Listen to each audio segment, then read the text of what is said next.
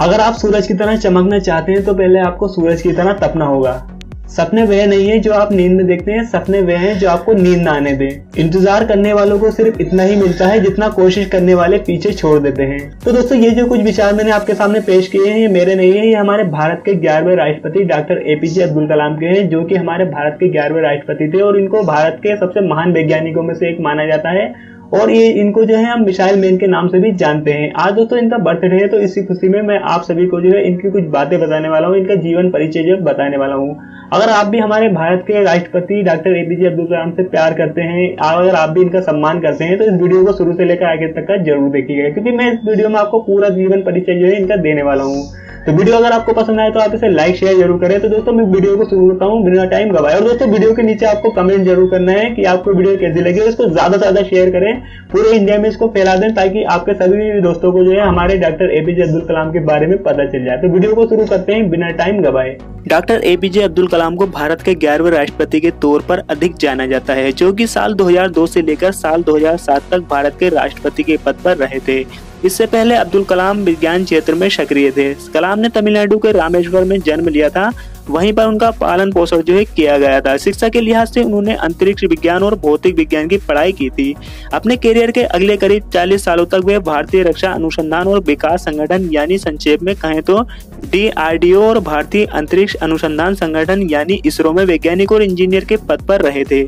इन्हें लोगों के दिल में बहुत ज्यादा सम्मान प्राप्त हुआ है। तो चलिए दोस्तों, डॉक्टर APJ अब्दुल कलाम के बारे में हम जानते हैं स्टार्टिंग से। तो दोस्तों, सबसे पहले हम बात करते हैं डॉक्टर APJ अब्दुल कलाम के शुरुआती जीवन की। तो दोस्तों, डॉक्टर अब्दुल कलाम 15 अक्टूबर 1931 में एक मुस्लिम परिवार में पैदा हुए थे। इनके पिता जैनुलाब्दीन नावों को बनाने और उन्हें बेचने का काम किया करते थे। कहा जाता है कि अब्दुल कलाम शुरू से ही शानदार स्टूडेंट रहे थे। बाद में एक बार जब इन्हें उनके बचपन के बारे में पूछा गया कि उन्हें अंतरिक्ष विज्ञान में रुचि किस तरह से जगी, तो उन्होंने बताया कि एक बार उन्होंने अखबार में एक आर्टिकल पढ़ा था, तभी से इन्हें विमान विज्ञान से रुचि हो गई थी। उनकी माता आशियामा एक गृहिणी थी। कलाम अपने 4 भाई बहनों में सबसे छोटे थे। हालांकि कलाम के परिवार और उनके पुरखे काफी अमीर थे। उनके पास बेहतरीन जमीन हुआ करती थी, क्योंकि सालों में उनका परिवार सामान को नाप के जरिए एक दूसरे जगह पर बेचने का कार्य किया करता था।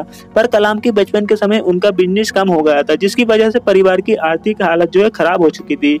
ये उसी समय की बात है जब अब्दुल कलाम साहब को अखबार बेचने का काम भी करना पड़ा था, ताकि वो अपने परिवार की आमदनी में अपना हाथ बढ़ा सकें। अब हम बात करते हैं डॉक्टर APJ अब्दुल कलाम की शिक्षा को लेकर। तो दोस्तों, हालांकि कहा जाता है कि अब्दुल कलाम एक बेहतरीन विद्यार्थी थे, लेकिन फिर भी उनके स्कूल में मार्क्स एवरेज ही आते थे। परंतु उनके अध्यापक मानते थे कि कलाम हमेशा सीखने को तत्पर रहते थे, क्योंकि वो घंटों तक अपने विषय के अध्ययन में व्यस्त रहते थे। खासकर गणित हाई स्कूल की पढ़ाई रामनाथपुरम से पूरी करने के बाद वे संत जोसेफ कॉलेज तिरुचिरापल्ली चले गए थे, जो यूनिवर्सिटी ऑफ मद्रास में एफिलिएट था। 1954 के साल में उन्होंने वहीं से फिजिक्स में अपनी डिग्री हासिल की। इसके बाद 1955 में भी मद्रास शिफ्ट हो गए और उन्होंने मद्रास कॉलेज ऑफ टेक्नोलॉजी में पढ़ाई के लिए आवेदन किया। कॉलेज के समय की एक घटना है जब कलाम एक बार किसी प्रोजेक्ट पर काम कर रहे थे। कॉलेज के डीन ने उन्हें एक प्रोजेक्ट के लिए बहुत ही कम समय दिया और कहा कि अगर वो इसे पूरा नहीं कर सकते हैं तो उनकी स्कॉलरशिप उन्हें नहीं दी जाएगी। लेकिन डॉक्टर अब्दुल कलाम ने 3 दिन के समय के भीतर ही उस कार्य को पूरा कर दिया और डीन को इम्प्रेस कर दिया। बाद में डॉक्टर APJ अब्दुल कलाम ने लड़ाकू विमान के लिए होने वाली परीक्षा में भाग लिया, लेकिन वे चूक गए क्योंकि कुल भर्तियों की संख्या 8 थी और वे 9वें नंबर पर आए थे। डॉक्टर APJ अब्दुल कलाम का कैरियर कैसा रहा, अब हम इस बारे में बात करते हैं। तो दोस्तों, मद्रास कॉलेज ऑफ टेक्नोलॉजी से अपनी पढ़ाई पूरी करने के बाद डॉक्टर अब्दुल कलाम जो है DRDO के वैज्ञानिक के तौर पर ज्वाइन कर लिया। इसके बाद 1969 में वो ISRO में चले गए, जो कि उसी समय एक नया संगठन था। उन्होंने अपने करियर की शुरुआत में सेना के लिए एक छोटे हेलीकॉप्टर को डिजाइन किया था, लेकिन फिर भी वे अपने काम और जॉब प्रोफाइल से संतुष्ट नहीं थे, जिसकी वजह से बाद में उन्होंने ISRO में काम करना शुरू कर दिया। आपको एक बात और जान लेनी जरूरी है कि डॉक्टर अब्दुल कलाम मशहूर अंतरिक्ष विज्ञानी विक्रम साराभाई के साथ भी काम किया था। जैसा कि हमें पता ही है, वे 1969 में ISRO चले गए थे और उन्होंने वहां पर जिस महत्वपूर्ण मिशन पर काम किया था वह भारत का पहला सैटेलाइट लॉन्च हुआ, जिसने बाद में जुलाई 1980 में भारत के सैटेलाइट रोहिणी को धरती की कक्षा में स्थापित किया। 1963 से 64 के दौरान अब्दुल कलाम ने नासा के लैंगली रिसर्च सेंटर का दौरा किया। वे अमेरिका के वर्जीनिया प्रांत में स्थित है। इसके अलावा वे अन्य सेंटर्स पर भी गए ताकि तकनीकी मामले में अपने ज्ञान को बढ़ा सकें। 70 के दशक से लेकर 90 के दशक तक उन्होंने पोलर सैटेलाइट लॉन्च व्हीकल और सैटेलाइट लॉन्च व्हीकल पर काम किया और वो 2 प्रोजेक्ट ही बहुत सफल रहे, जिन्होंने भारत को उपग्रह भेजने में न केवल सक्षम बना दिया बल्कि साथ ही आत्मनिर्भर भी कर दिया। 1982 में अब्दुल कलाम एक बार फिर से DRDO में आए और उन्होंने इस बार एकीकृत गाइडेड मिसाइल विकास कार्यालय में अपना योगदान दिया। इसके बाद वे 1992 में ही भारत के रक्षा मंत्री के वरिष्ठ वैज्ञानिक सलाहकार बन गए। इसी पद पर रहते हुए उन्होंने परमाणु मिसाइल के अपने कार्यक्रम के महत्व के बारे में सरकार को बताया। 1998 में जब पोखरण परमाणु टेस्ट हुआ तब वह इस कार्यक्रम में एक महत्वपूर्ण जिम्मेदारी निभा रहे थे। राजस्थान के पोखरण में हुए इस टेस्ट के बारे में हालांकि दुनिया भर की ताकतें विरोध कर रही थी, लेकिन फिर भी इस परीक्षण की सफलता ने अब्दुल कलाम को पूरे देश का हीरो बना दिया।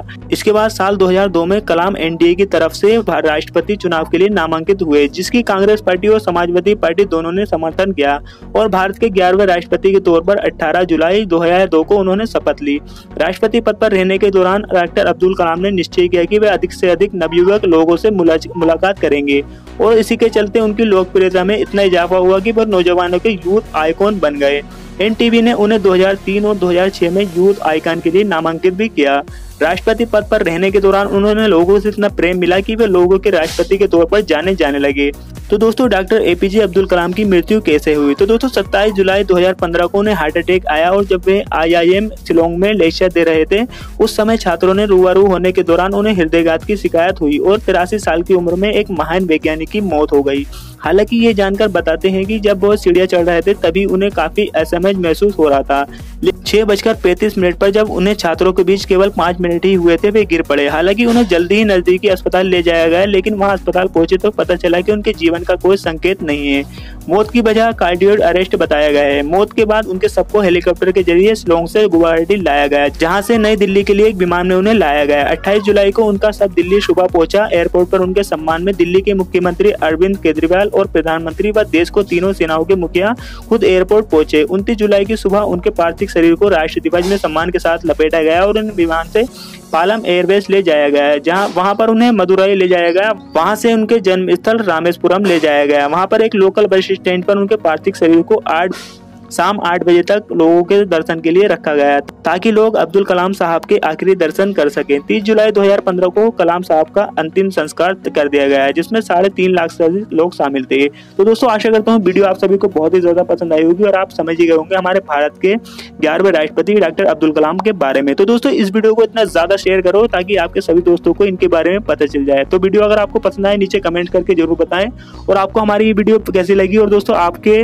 डॉक्टर अब्दुल कलाम जी के बारे में क्या विचार है ये मुझे नीचे कमेंट करके जरूर बताएं। और दोस्तों इस वीडियो पर आपको लगभग 500 से ज्यादा जो है लाइक करने हैं, तो दोस्तों इसको शेयर करते रहिएगा। आज की वीडियो में इतना ही। Thank you for watching.